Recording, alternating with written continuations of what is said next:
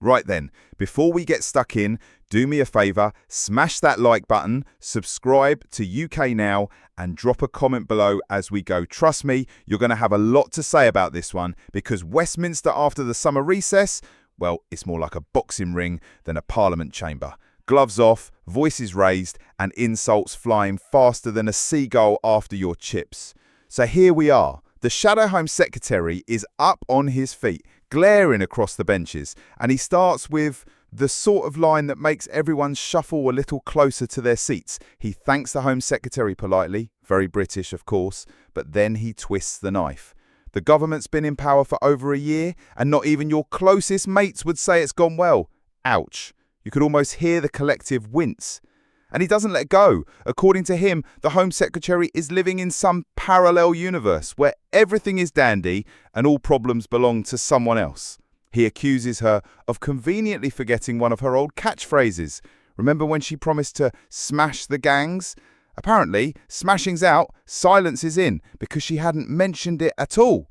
And he thinks he knows why. Because it's going about as well as my diet every January. Starts off bold, ends in disappointment.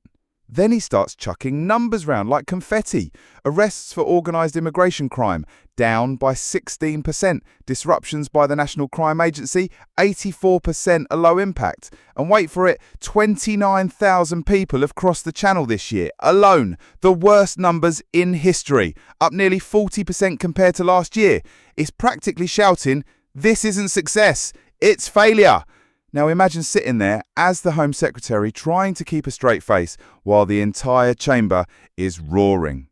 And just when you think he's done, nope, he moves on to asylum hotels. According to him, if the government had just carried on with the previous closures, there'd be none left today. But instead, the numbers have actually gone up since the election. He's waving around percentages, calling it a disgrace, and then bang, he throws in that explosive claim that the government's lawyers said the rights of illegal immigrants outweigh the rights of local people.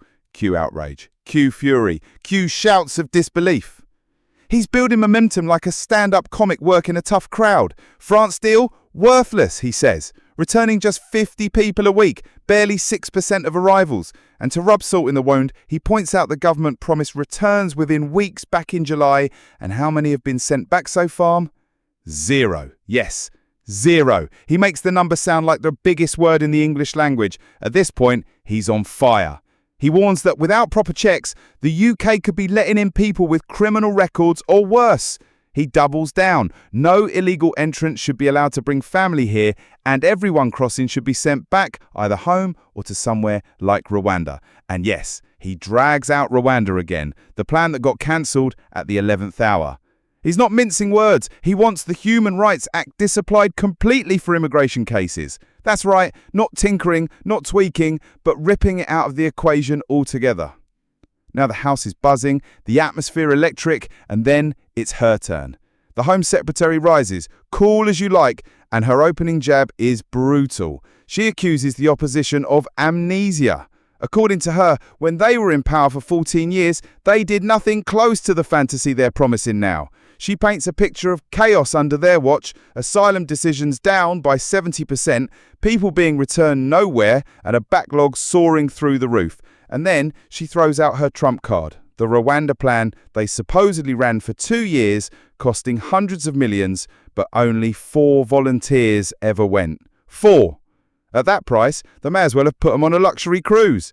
She turns the tables further, pointing out small boat arrivals went up tenfold when the Shadow Home Secretary himself was Immigration Minister, and those asylum hotels, they mushroomed under his watch from under 1,000 people to over 20,000. Suddenly, the man pointing fingers is being dragged into the spotlight, his own record dismantled for all to see. And she's not done yet. She reminds him that he himself told local councils they couldn't veto asylum accommodation. So much for standing with communities. She insists the government is closing asylum hotels, that their opponents offer nothing but chaos, and that the real fix is a careful, practical, steady approach. And then she pulls out something designed to hit the headlines, the new Border Security Bill. According to her, it will ban sex offenders from the asylum system, strengthen counter-terror powers, and give authorities the teeth to go after the gangs. But of course, the opposition voted against it. The chamber is boiling at this point, both sides hurling accusations, the Speaker trying to keep order, and the country watching on wondering, is anyone actually fixing the problem, or is this just another round of political theatre? Now tell me this, if you were sat in that chamber today, who would you be nodding along with? The Shadow Home Secretary with his fiery attacks, or the Home Secretary insisting their opponents are guilty of their own chaos? Drop your thoughts in the comments, and don't forget, you've got to hit that like button if you want me to keep bringing you these unfiltered shout-downs straight from Westminster.